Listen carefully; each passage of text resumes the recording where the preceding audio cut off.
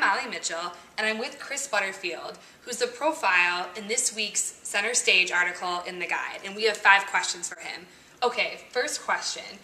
So, what was the best thing about Disorientation 2011? So, I mean, there were a lot of great things about Disorientation.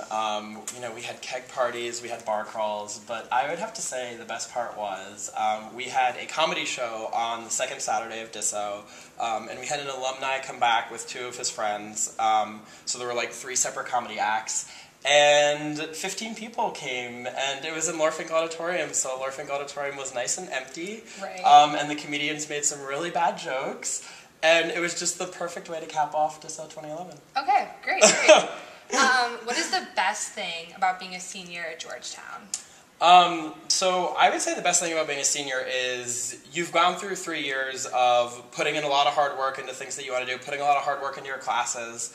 And this may be slightly biased towards me, just because I already do have a job lined up after graduation. Which is nice. Which is very nice. I would say it's being able to spend my time however I want to, whether it's, with friends at Tombs doing 99 days, or whether it's with my SEC board planning events, or whether it's, going to see something in DC, going ice skating at the Sculpture Garden. So you just feel like the hard work is really paid off by senior year. Right. And That's good, something to look forward to.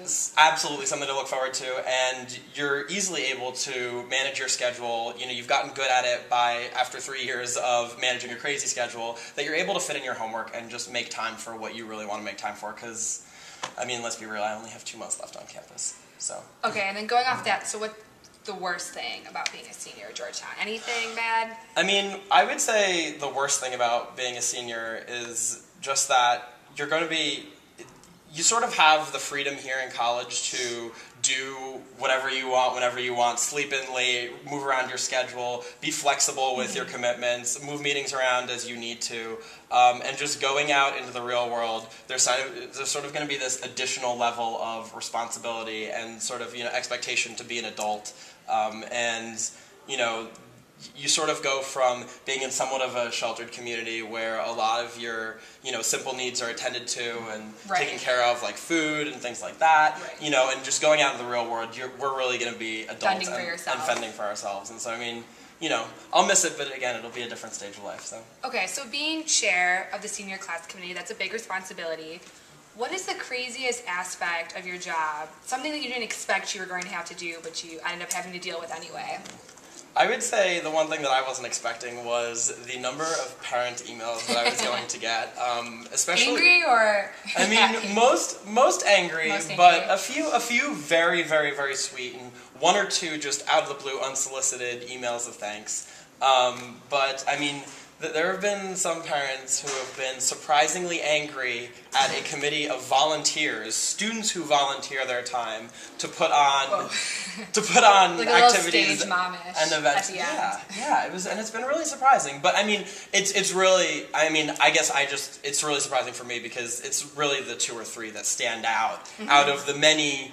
The thousands of parents who don't complain or don't say anything, And I'm sure really appreciate the work you guys have done. Right, absolutely. So, while you do see the complaints and you do see perhaps the parents who are less than thrilled with the work that you've been doing, there's many out there. And we take confidence that there are many out there who really do appreciate it. All right, that's really great. And then you're almost done with your 4 years. As you look back, if you could go back in time to your NSO week, which now was a long time ago, is there anything about Georgetown you would do differently? Or do you have any advice for freshmen now? I would say that one of the rewarding things about my job this year, and one of the most amazing things actually about being a senior for me has been meeting people that I just didn't even know existed, that are my year, that, whether we didn't live in the same freshman dorm or we didn't get involved in the same things, just people that I never met. And so I would encourage people to, while sometimes the most comfortable thing to do right after NSO is to stay in your room and talk to your roommate and your floor. Your floor, get out onto campus and, talk to people and get involved in different things, because you will be really surprised at how many new people are out there that you've just never seen before, that have never caught your attention. And, it's easy to feel like, it's easy to feel like Georgetown's so small, you know what I mean? We're such a confined community, there's not that many of us, you know, we're a small school, everybody gets the small school feeling at Georgetown, but I mean, like, one thing I've learned as being chair of the senior class committee is just going through the senior class roster and seeing hundreds of names that I don't even recognize. So, I mean, you know, the sooner you get out there and, you know, meet your classmates and, you know, develop relationships, I would say the better. All right, thank you so much, Chris. And for more on Chris and being chair of senior class committee, check out this week's article in the guide. Thank you so much. No problem.